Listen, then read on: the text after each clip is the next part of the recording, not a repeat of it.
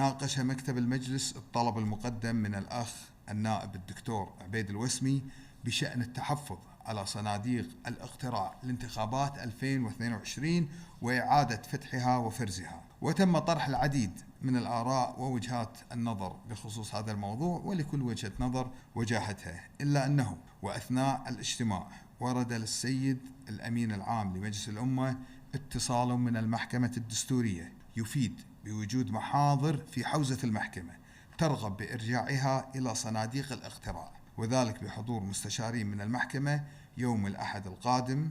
وبناء على هذا الاتصال قررنا في مكتب المجلس تأجيل البت في عناصر الطلب إلى حين استكمال كافة متعلقات ومفردات صناديق الاقتراع.